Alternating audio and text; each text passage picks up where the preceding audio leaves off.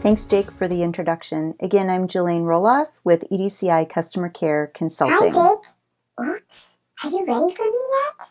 No, Supri, not quite yet. We aren't ready to show them your sweet technology yet, but hang in there. We will in just a few moments, okay?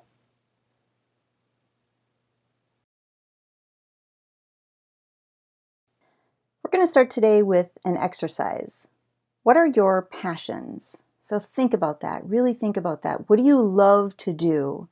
Do you enjoy helping people learn, or working with kids, or building things, remodeling? Maybe you're really into health and fitness, and you're really driven to help other people be healthier. Maybe you love to do thrilling things like skydiving, or just storytelling. Might be a great storyteller. Everyone has a passion, so think about that, identify it, and just set it on the shelf for a moment. Let everyone gather their thoughts. My passion is robots. Well, I might have guessed that. Can you give me just a few more minutes? Oh, Supri, you are so dramatic. Who programmed you? I'm pretty sure it was Jake. I think Jake forgot to give you patience. Okay, let's continue.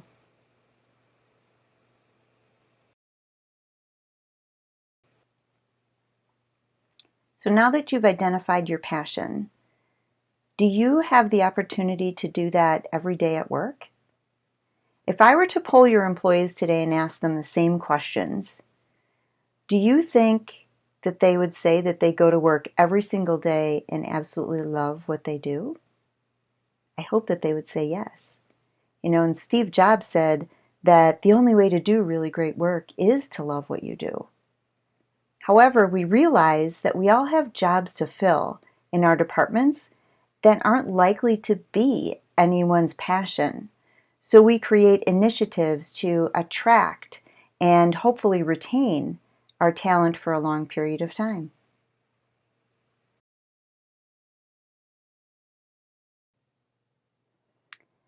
Do you have an employee experience initiative or an employee engagement program? It's likely that you've had an employee engagement program of some kind for a number of years, but employee experience initiatives are somewhat new. So are they the same? Are they different? Is it just a new buzzword for the same types of activities or events? I actually think they're different.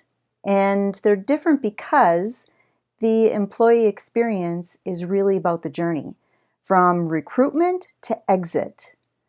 You can relate the employee experience to everything that happens to an employee while they're employed. Think about your 5 senses.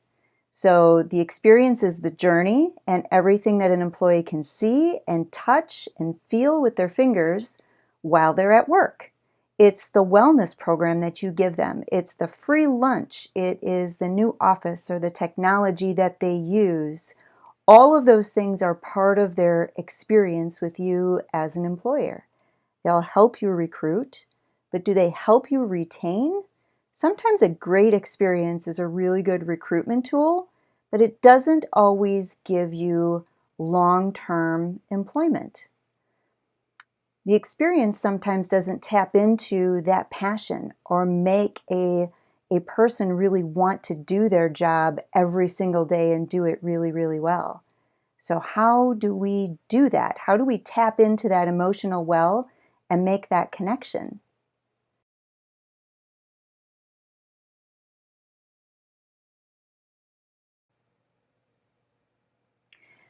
What is employee engagement? An engaged employee is an employee that has a personal and emotional connection to their work and their workplace, and at least one person in their workplace cares about them and they care about someone else. They need that emotional connection. There may be a ping pong match over lunch, which doesn't mean that you care about me, but it does give me an opportunity to build a relationship with another person just by joining the game. So the difference between experience and engagement is, the ping pong table in the lunchroom is a great part of the experience, but the relationships that I build are required for me to be a positively engaged employee. Engaged employees are typically very involved. They are genuinely enthusiastic about their work life. So engagement really happens during employment. It's not something you can give to an employee. It's not a program you can build to hand over engagement. As a new employee is onboarded, you start at ground zero. You have to build that just like you develop a relationship over time. And one of the best ways to think about engagement is to think about me. What's meaningful to me as an employee? What's meaningful to me and my life? Well, it's all about the human connections that I make. And if you've read any of the research by Marcus Buckingham, Marcus, you would hear some of this. And Marcus is a world-renowned researcher in the leadership space. He's spent his entire career studying data, wanting data to tell him the truth about human beings. And he wants to discover why human beings do what they do, and what is it that makes us unique? What is it that makes one employee engaged and one employee disengaged? There are differences there. Marcus said once during a conference actually that I was at, he said, you know, it's not very often that people leave companies. Really doesn't happen that often. People leave managers. They leave people. But they stay for themselves. They stay for me. How you make or someone makes me feel. Someone here cares about me. They stay for me, but they leave because of you, because of a person.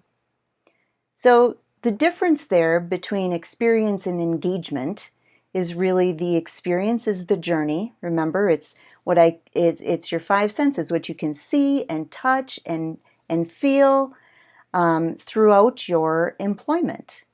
But engagement is that personal connection that I'm making to my work and the relationships between me and the people that I work with.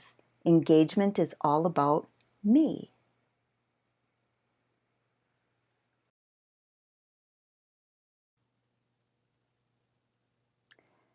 I think we should touch on external factors and how they impact the workplace, especially with the historic events that have occurred this last year.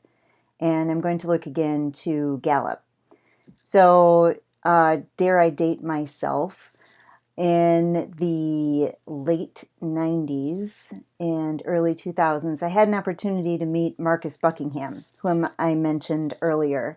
And he was just starting his research at that time, working for the Gallup organization and developing really a good, strong database of workplace activity, behavior, etc., drawing conclusions about leadership and how they work together in the workplace. And over time and over the last 20 years, that research has just gotten better and better and better, more insightful, more complete. As this program has grown, it's grown worldwide, and they have millions and millions of data points, and they continue to assess engagement every single day across the globe. And this last year, as the onset of the pandemic in March of 2020, Gallup was continuing to gather data. And you would think that with the pandemic, people would get nervous and it would start to affect how they felt about their job, how they felt about going to work, and their general level of engagement. But you know what? We really didn't see that. So Gallup's been publishing their results throughout the last year and all of these events. And in March of 2020, I think those results surprised everyone. Well, a few months later, all of a sudden, Gallup incurred the largest drop in the history of their research on employee engagement. And that drop occurred at the same time that we saw this massive societal upheaval surrounding the death of George Floyd. So the pandemic didn't cause a huge impact, but that emotional connection to something happening to a human being did. So community at large has a huge influence on employee engagement. And as you look back at 2020 as a whole, engagement was really like a roller coaster. The group that took the largest hit was actually the managerial group, because with all of these events happening in our world, managers were unsure about their relationships with people. What did it mean? If they had to address an employee issue or a performance problem, they were kind of left wondering, should I address it or shouldn't I? I don't want to offend someone. People are sensitive right now. They need some healing time. What should I do? So it started to affect their relationships with their people, and then in large, it affected the entire workplace. So the big takeaway there for 2021 is that managers need just as much attention as all of the other employees.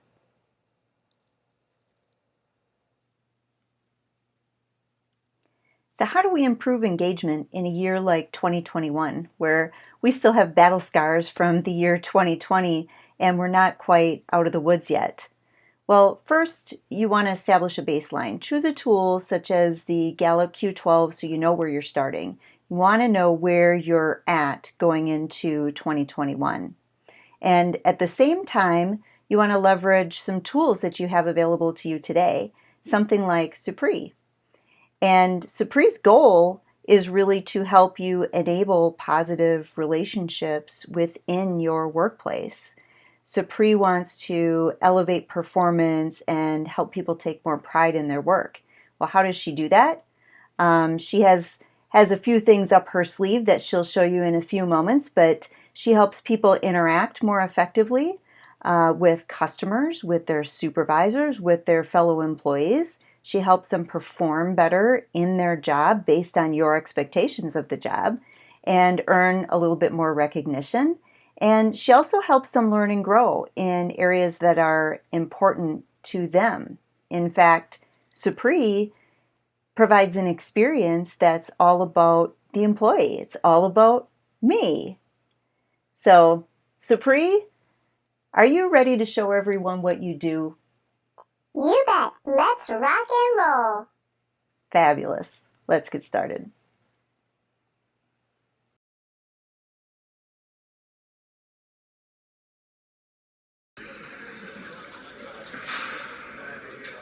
Hi everyone, my name is John. I am a customer care representative for Bank 10. I'm relatively new and we are short-staffed, so I've been training to help in the fraud department. Supree has been helping me rock this new job.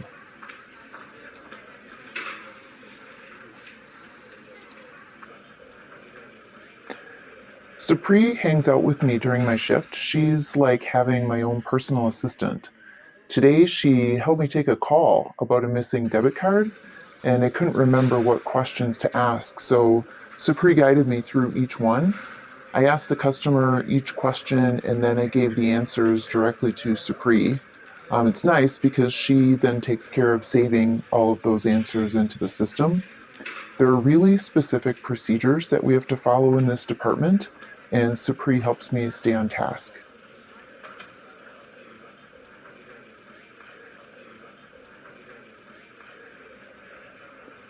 Supree pops up when there's something important I need to know or when there's feedback from a customer. And today I was helping a customer. His name is Elliot Jonason. He was really unhappy with the fees on one of his accounts. I suggested a few changes to eliminate the fees, and then I took care of all that for him. And Supree popped up and told me that Mr. Jonason was happy with my service. That made my day because he was a really tough customer. And whenever Supri gives me feedback, my manager usually comments on it. So I really like that she calls it out to him too, not just to me.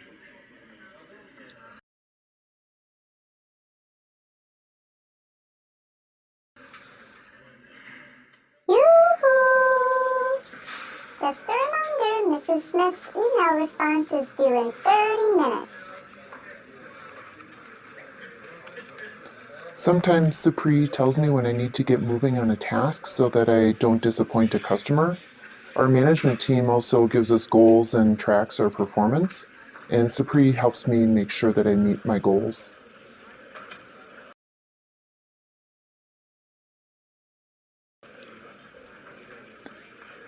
Supri is really my go-to resource whenever I need something. When I'm up against a deadline or I think I might be falling behind, I just ask Supri how I'm doing today, and she shows me my dashboard. So with a quick glance, I can see how my day is really trending.